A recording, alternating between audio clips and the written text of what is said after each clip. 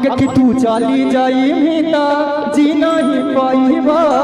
के करा से जान गेरा तू घर बाती आईबा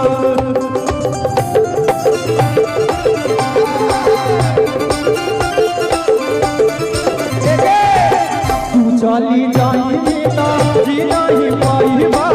के करा से जान गेरा तू घर बाती आईबा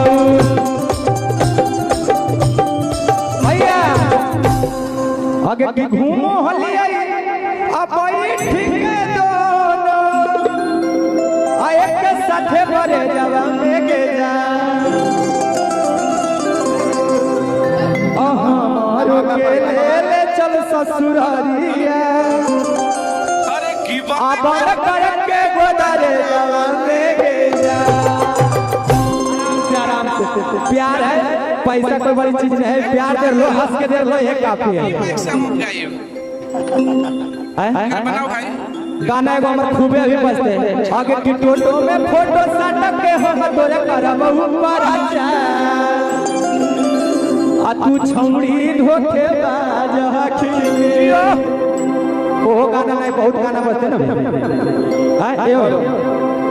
नहीं अभी वो गाना बजते अच्छा बउआ के दादा तब ना पुरस्कार फालतू दे ले जाइए बहुत सुंदर ले जाइए बढ़े जाइएगा तो मजा आएगा गावे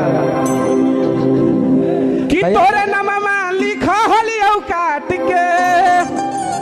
आगे बोले देवा से कर जवा में गे जा आगे हमारो के ले चल ससुरालिया आगे काके गोदार जवा में गे जा कलाकार के रउआ चहेता है लयदार है ऐसे कहतनी रउआ फरत रही फुलात रही हरियर बगिया में चिड़ई जैसन चहचहात रही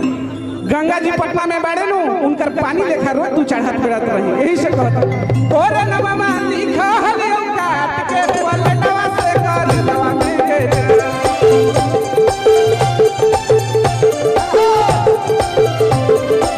तोरे नामा लिखा हलियो काट के पलटवा से कर दवा में के आगे हमारो के ले चल ससुरालिया बंद करके